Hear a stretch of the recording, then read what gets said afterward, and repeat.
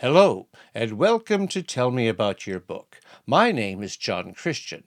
In this episode, I will be speaking with self-published author Gopi Bain.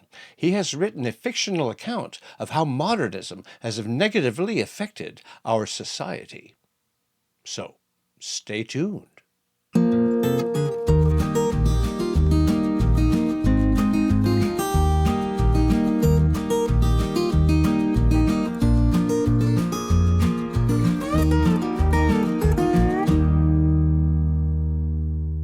Hi, Gopi. Welcome to the show.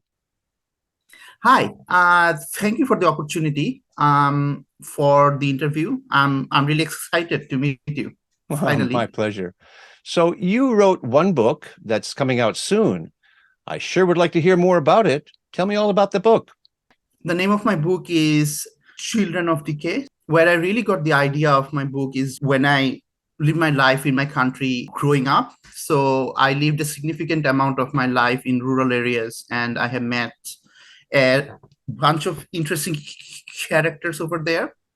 So in that experience, the story really came to me. I really understood the real rural myths and legends and how they think and how they act, they behave.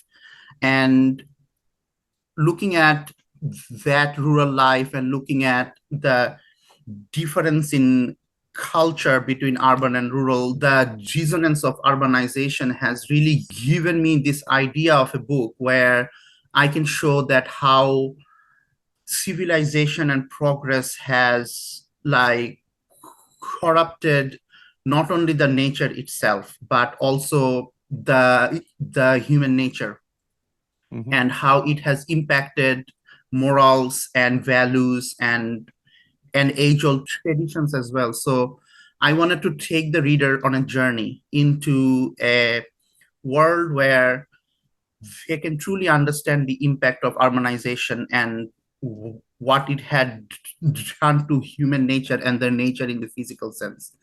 So that's pretty much where I have come up with the idea of my book, and I just took it from there. So, what country are you referring to? I know you're in Australia now. Is that the country you're referring to? No, I actually grew up in a country in Southeast Asia. I come from Bangladesh. It's a small country near India.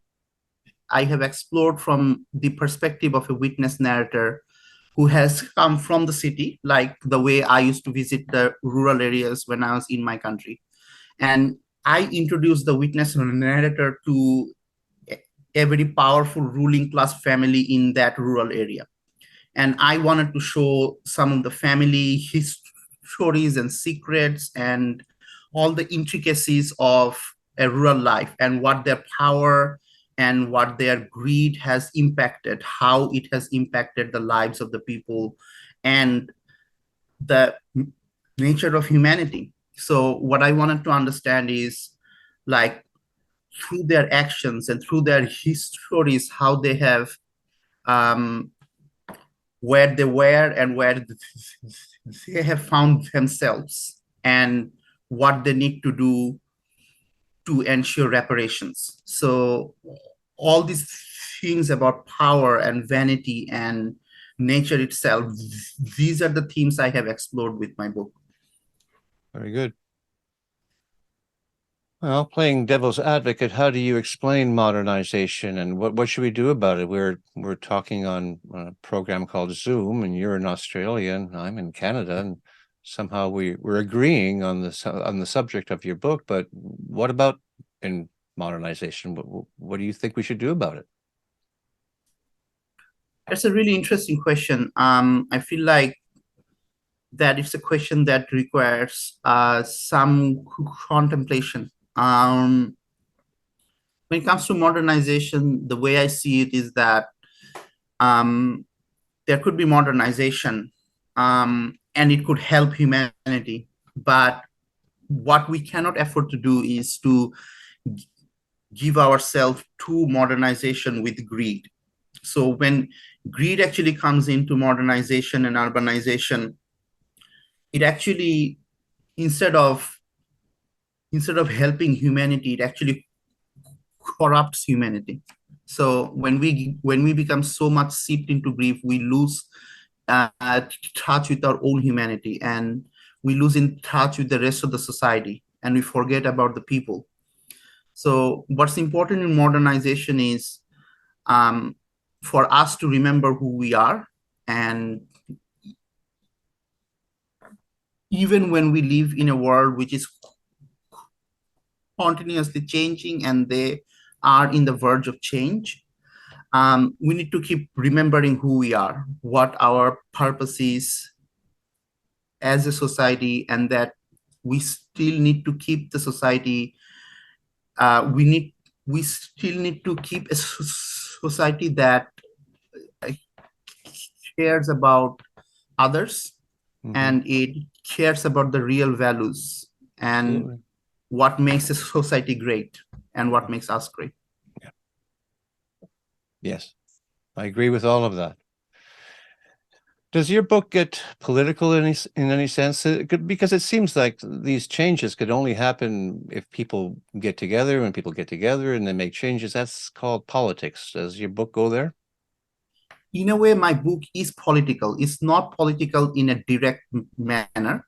So I didn't deal with political things in my plot.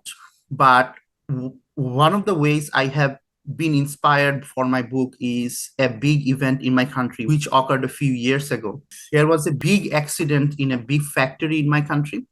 And in that accident, a lot of workers were actually killed. So when that crisis was actually happening in my country, a lot of people in my generation was actually going to that site and trying to save some of the workers. And we have seen a lot of death and devastation and all those things. And what I have experienced is that I have seen the people of my generation experience a few weeks of depression, because we have seen all that. What we have seen is what the urbanization that we live in, the urbanization that we are so used to, what it had created, and what kind of the income inequality it actually created, and the working class, the kind of discrimination it has created for the working class, the poor working environment, and it had made us awaken to that reality. And I have seen that kind of devastation and depression among the people of my generation. And then I wanted to write a book which actually provides them some way forward, a way it actually advises them as to what to do.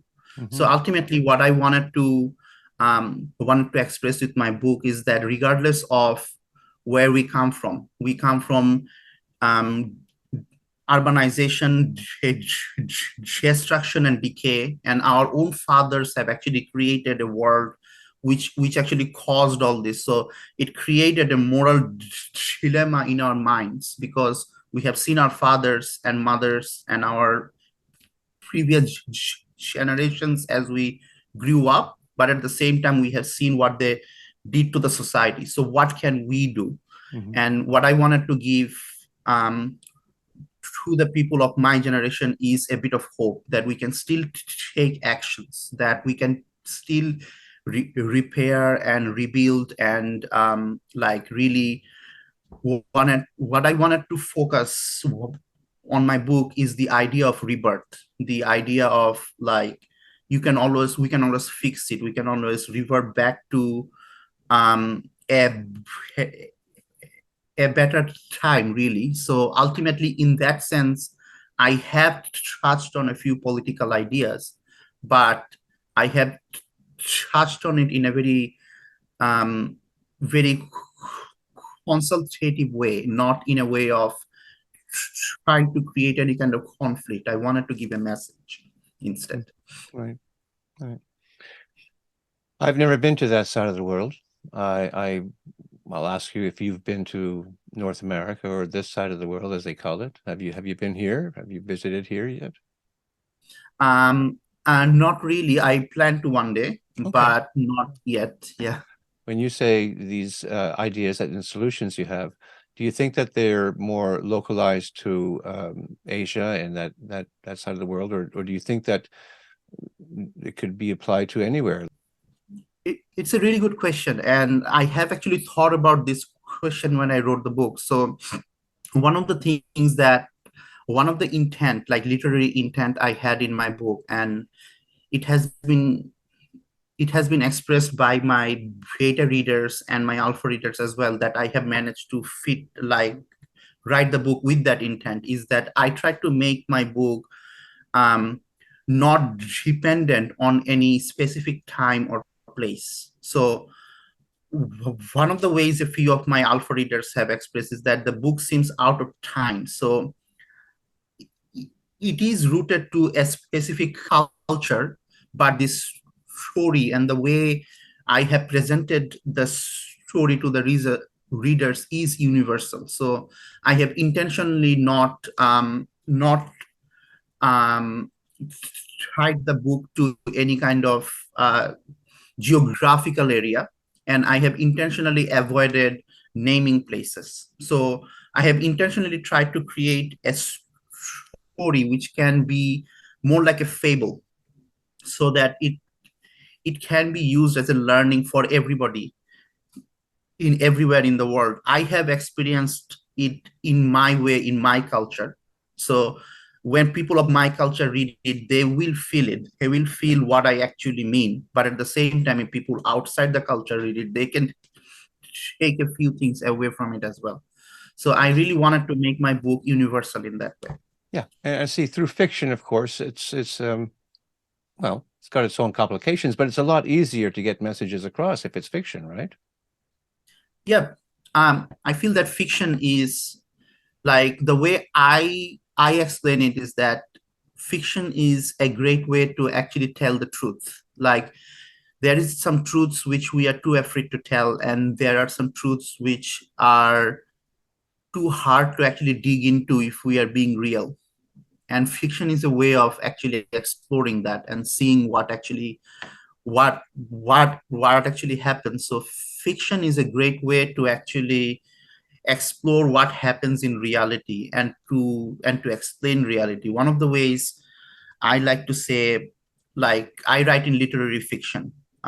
So that's my genre of choice. The way I explain literary fiction to people is that literary fiction really is a great experiment in social science. So when we go to social science and we try to understand the meaning and the mechanics of the lives of the people in the society, we understand the truths. And if we, for example, write a very intricate and great, like, research paper on it, it would be great, but no one would read it.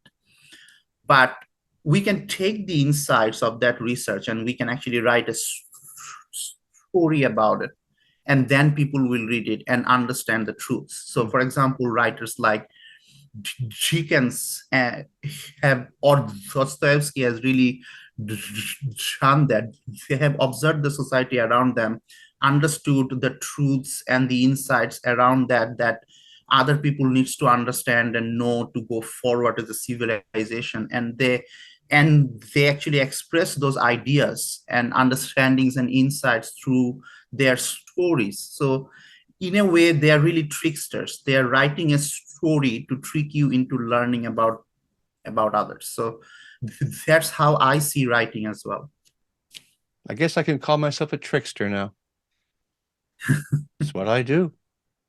Yeah. But we're Yeah, here to it's talk true. about your book. You know, it really sounds fascinating. How long did it take you to write this book? I was writing snippets of the book at different areas of my life. It's a really interesting question to answer. So if I'm speaking that, when did I strictly write the book with the intent of finishing it? It took me about 3 years. So I really started around two, 2015, 2016, and I finished around 2017, early 2018. So that's when I finished my first draft, and then I did the editing process, and then I hired my editors and my alpha readers, and I took all their input and I improved the book to a point where it becomes publishable. And I did the proofreading and all that, and then I had my book ready um, towards the end of 2020. Mm.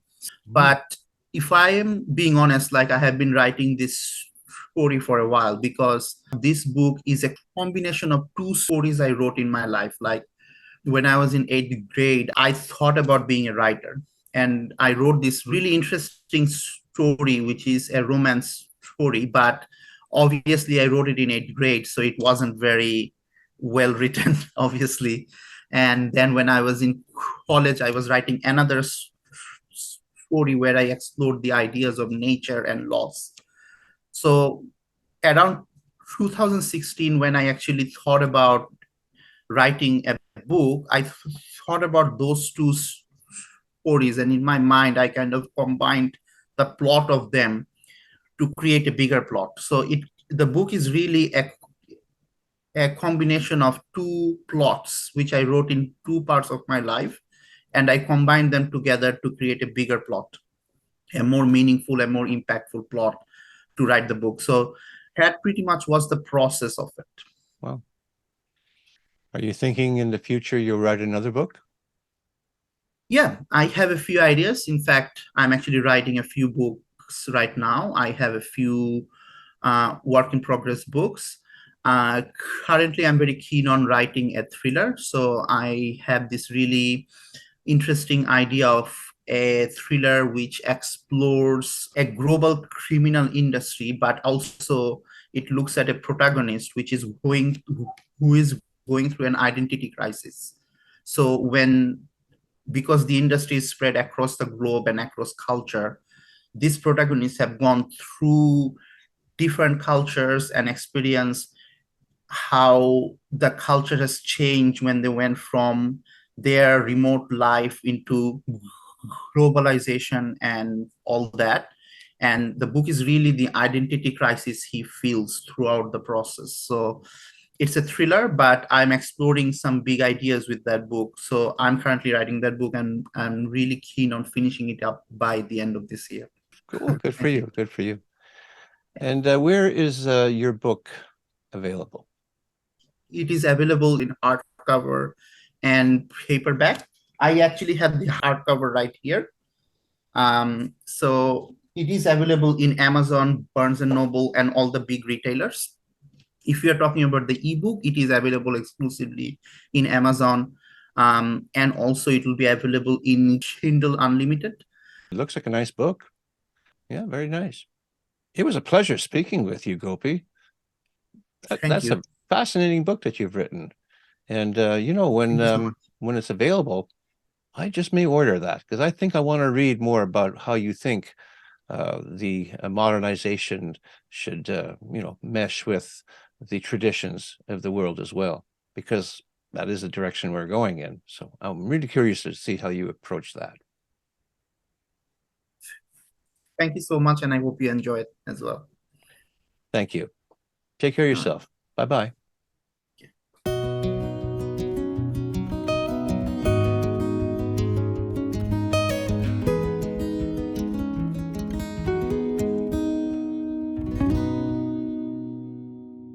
And that is our show for today. If you like what I do here on Tell Me About Your Book, then please hit the like button and subscribe. And don't forget to ring that bell for future notifications. And if you are a self-published author, I would really like to speak with you. Until such time, please keep on writing and be kind to one another.